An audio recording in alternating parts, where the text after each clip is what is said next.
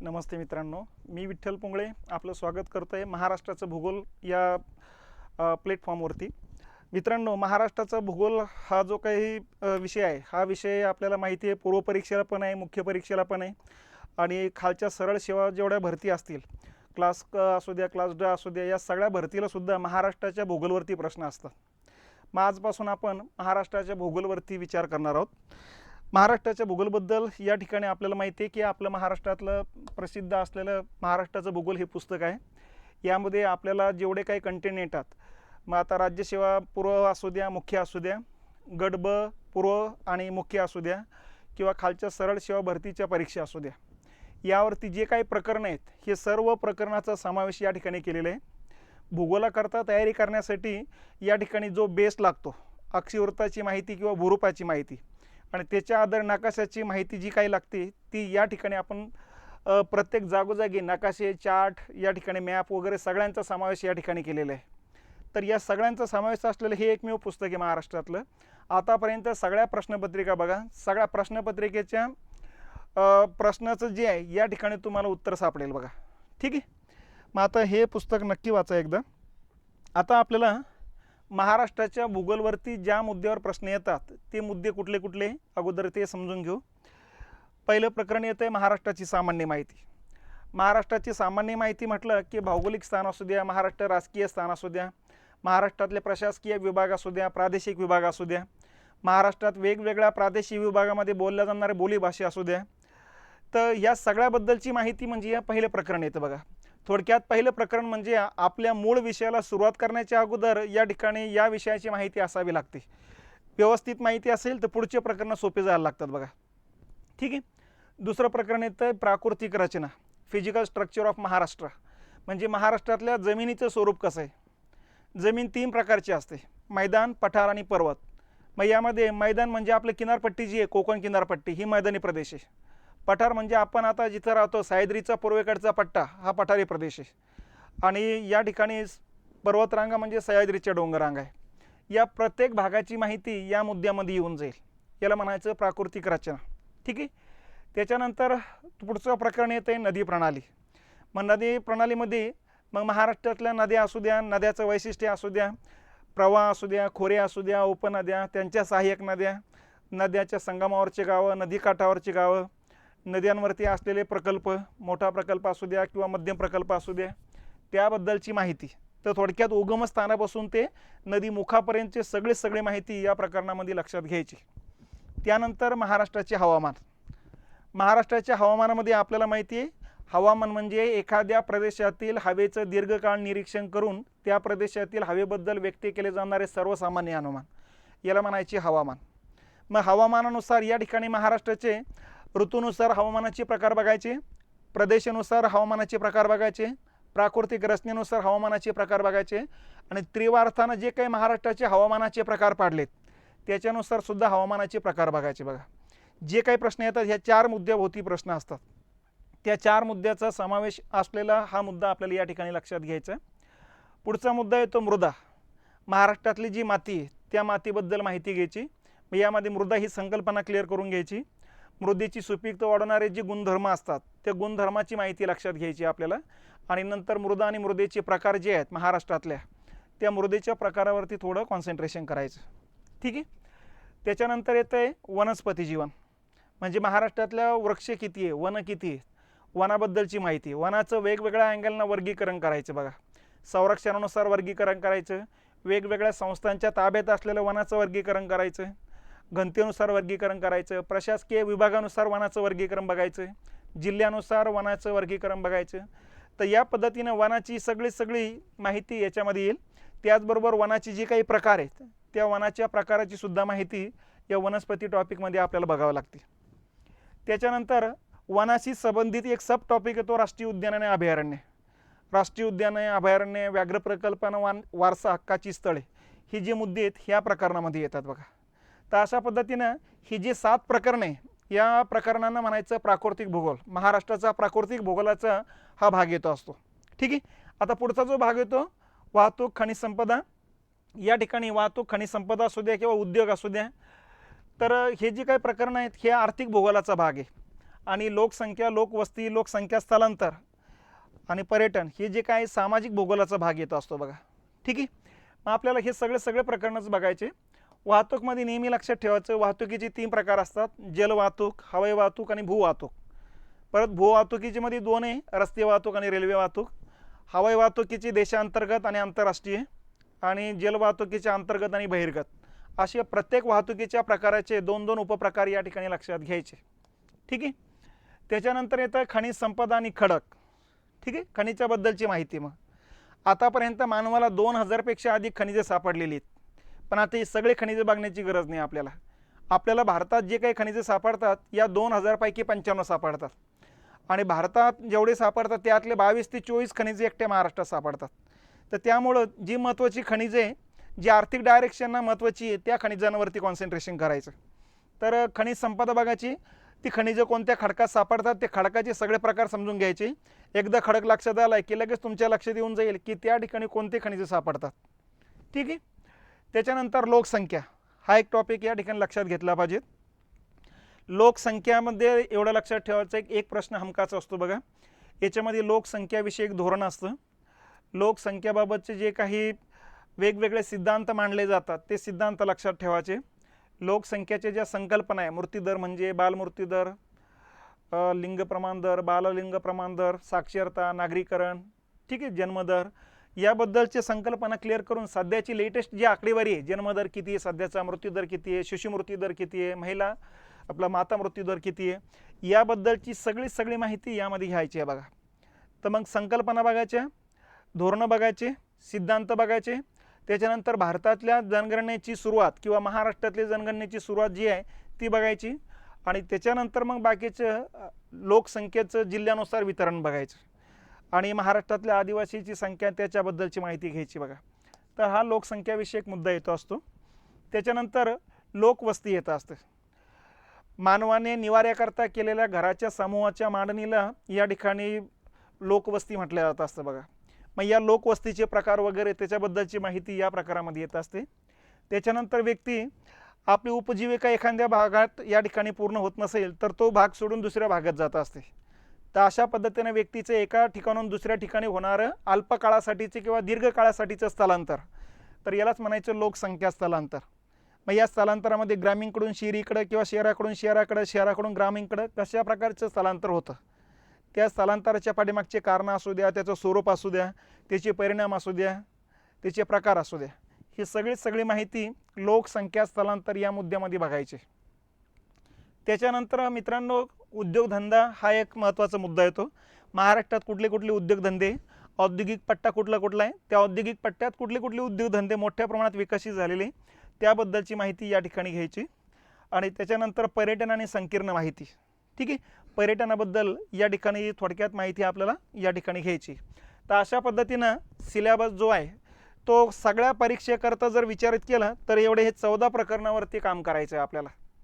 मग हे 14 प्रकरण एकदा व्यवस्थित झाले की महाराष्ट्राच्या भूगोलवरती कसाही प्रश्न येऊ द्या, त्या प्रत्येक प्रश्नाची उत्तरं आपल्याला येतील. ठीक आहे. मग आता आपण सुरुवात करू. हे पहिलं प्रकरण. पण पहिल्या प्रकरणाच्या अगोदर आपला विषय जसा तसाच कायमस्वरूपी लक्षात ठेवायचा असेल तर नेमके काय करावं लागेल. तर आपला विषय कायमस्वरूपी लक्षात ठेवायचा असेल तर काही गोष्टी आपल्याला आता माहिती असाव्या लागतात. कुठल्या गोष्टी माहिती असाव्या लागतात, तर 3 गोष्टीची माहिती असावी लागते बघा.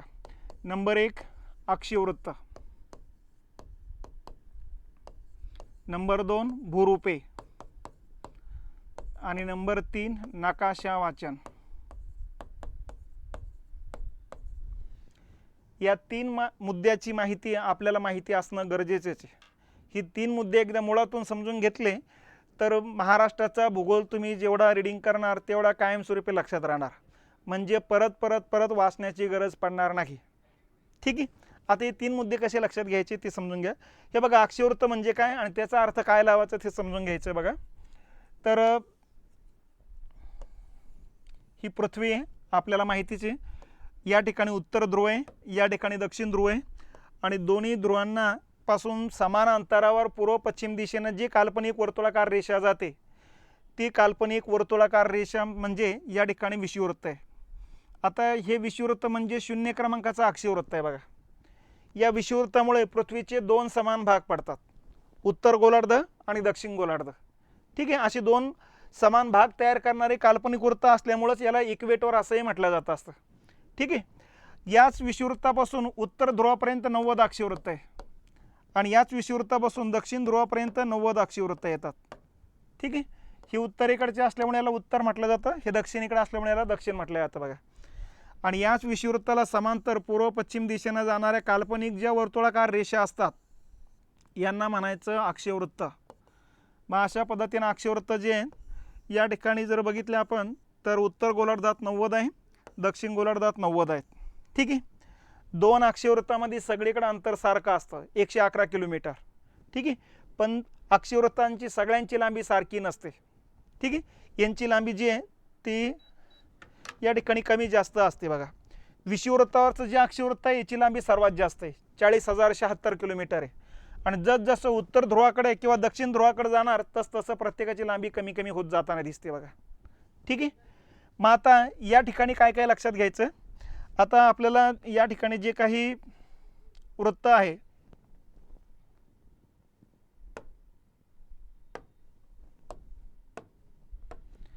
या वृत्तांमध्ये अक्षीयवृत्तांमध्ये या ठिकाणी उत्तरेकडचे 23.5 क्रमांकाचं जे अक्षीयवृत्त आहे हे 23.5, तर दक्षिणेकडचं जे 23.5 आहे हे 23.5 क्रमांकाचं अक्षीयवृत्त महत्त्वाचं येतं बघा. ठीक आहे, कारण सूर्याचं अस्तित्व या पट्ट्यात आहे.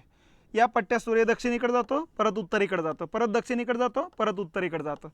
तर सूर्याचं दक्षिणायन उत्तरायण असलेला पट्टा जो आहे हा पट्टा येतो असतो बघा. ठीक आहे, या पट्ट्यात सूर्याचं अस्तित्व असल्यामुळे या पट्ट्यामध्ये लंबरूप किरणं पडतात, कमी जागेत जास्त किरणं पडतात, त्यामुळे या पट्ट्यात तापमान जास्त असतं, म्हणून याला नाव पडतं उष्णकटिबंध. म्हणून या पट्ट्यामध्ये एखादा देश असेल, एखादं राज्य असेल तर समजून घ्यायचं ती उष्णकटिबंधात आहे. ठीक आहे, म्हणजे इथं तापमान जास्त आहे. त्याच्यानंतर 23.5 ते 66.5 अक्षीयवृत्तापर्यंत या पट्ट्यात देश असेल किंवा दक्षिणेकडच्या 66.5 या पट्ट्यात जर एखादा देश असेल तर त्याला म्हणायचं समशीतोष्ण कटिबंध. हा समशीतोष्ण कटिबंधाचा पट्टा येतो असतो. इथं वर्षभर सूर्यकिरणं या ठिकाणी तिरपी पडत असतात बघा. ठीक आहे, त्यामुळे थंड हवामान या ठिकाणी. आणि 66.5च्या पलीकडे जे अतिशय थंड तापमान असतं याला म्हणायचं शीत कटिबंध. तर हा शीत कटिबंधाचा पट्टा आहे बघा. तर अशा पद्धतीनं पृथ्वीवरती 3 कटिबंध असतात, उष्ण, समशीतोष्ण आणि शीत कटिबंध. यावरून काय लक्षात घ्यायचं आहे, सूर्य या ठिकाणी, याचा अर्थ या ठिकाणी तापमान जास्त आहे. तापमान जास्त आहे म्हणून पाण्याचं बाष्पीभवन पण जास्त आहे, म्हणून आर्द्रता पण जास्त आहे आणि म्हणून या ठिकाणी पाऊस पण जास्त पडत असतो. आलं लक्षात. मग आता या ठिकाणी जसं तुम्ही ध्रुवाकडे जाणार तसं पावसाचं प्रमाण कमी होत जाणार आहे. तसं या ठिकाणी आपण जर बघितलं तर मातीमधले सेंद्रिय पदार्थाचं प्रमाण वाढत जाणार आहे. ठीक आहे, ज्या ठिकाणी पाऊस जास्त आहे त्या ठिकाणी सेंद्रिय पदार्थ जे आहे पाण्यासोबत वाहून जातात, त्यामुळे मातीमध्ये जडकण थांबतात. हे जडकण म्हणजे लोखंडाचे कण आहेत आणि लोखंडाचे कणाचा रंग तांबडा असल्यामुळे या पट्ट्यातली माती तांबड्या रंगाची असते. मग तांबड्या रंगाची माती याचा अर्थ ती ॲसिडिक सॉईल आहे, कारण 7 pH पेक्षा कमी pH असेल तर ती ॲसिडिक सॉईल असते आणि 8 पेक्षा अधिक pH असेल तर ती बेसिक सॉईल असते आणि 6 ते 8च्या दरम्यान pH असेल तर ते न्यूट्रल सॉईल असते. न्यूट्रल सॉईल याचा अर्थ त्या मातीमध्ये सगळ्या प्रकारची मूलद्रव्ये अस्तित्वात आहे, त्या माती सुपीकता सगळ्यात चांगली. पण 6 पेक्षा कमी pH आहे याचा अर्थ त्याच्यामध्ये कुठल्या तरी गोष्टीची कमतरता आणि कुठल्या तरी गोष्टी खूप जास्त झालेल्या आहेत. तर अशा पद्धतीनं 6 पेक्षा कमी pH असेल तर ॲसिडिक सॉईल, म्हणजे जास्त पावसाच्या पट्ट्यातली माती म्हणजे ॲसिडिक सॉईल आहे. त्यामध्ये फक्त ॲसिडिकच पीक येणार आहे आणि ॲसिडिक पीक म्हणजे तांदूळ.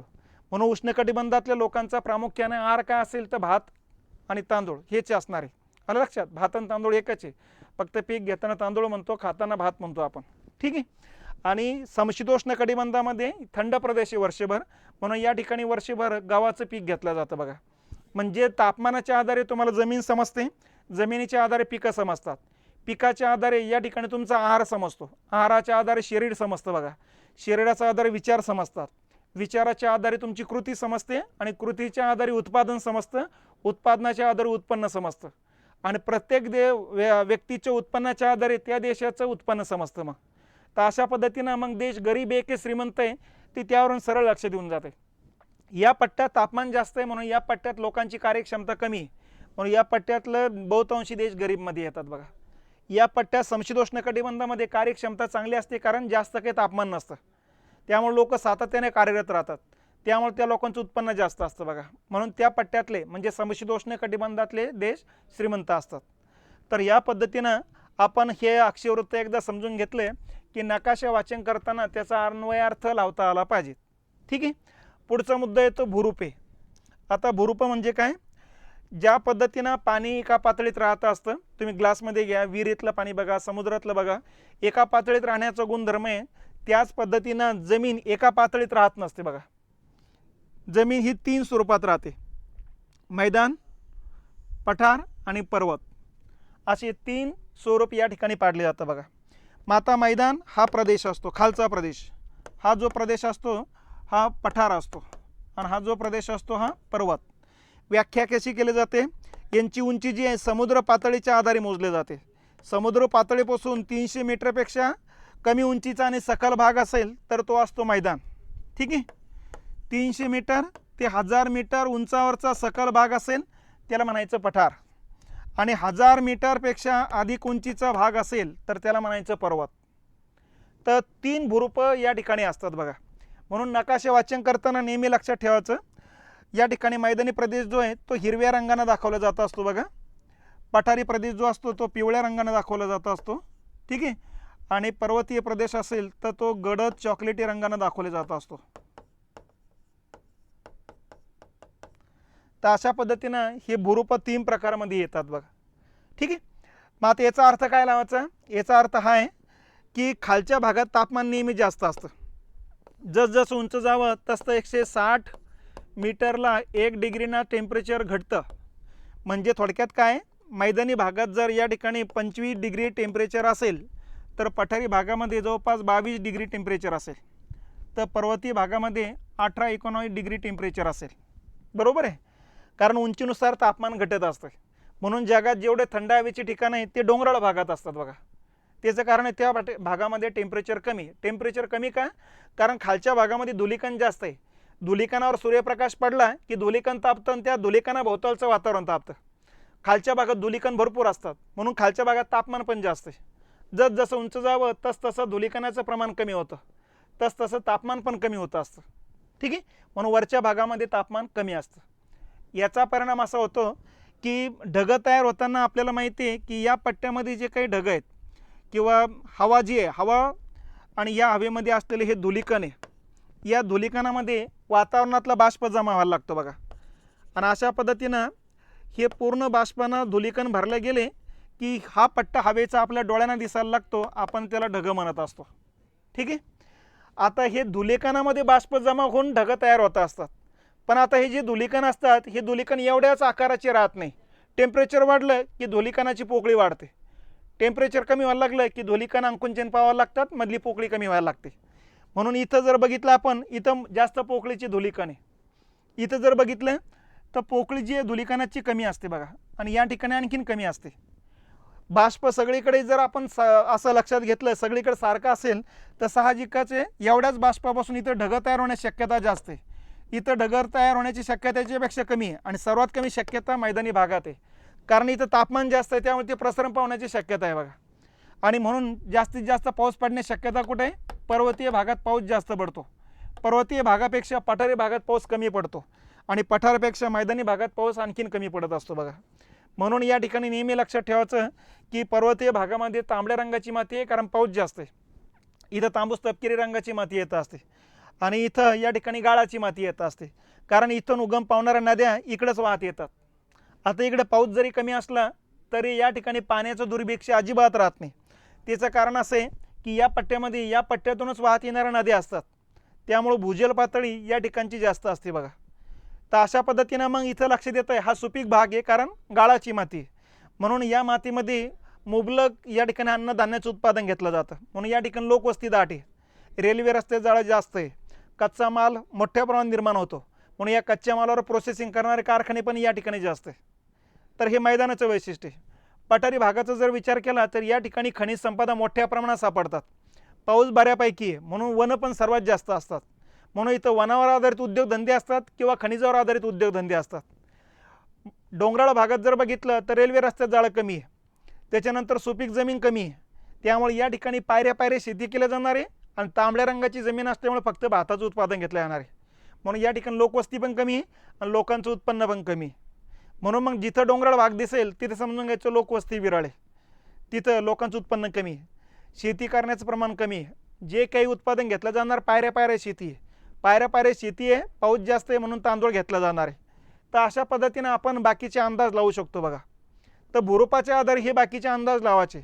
भूरूपाच्या आधारे तापमान समजतं, तापमानाच्या आधारे ढगं समजतात, ढगाच्या आधारे पाऊस समजतो, पाऊस जास्त पडतो की कमी पडतं त्या आधारे जमीन समजते, जमिनीच्या आधारे तुम्हाला मग पीक किती येणार आहे ते पिकं समजतात आणि उत्पादन किती घेतलं जाणार आहे ते समजणार, उत्पादनाच्या आधारे उत्पन्न समजणार.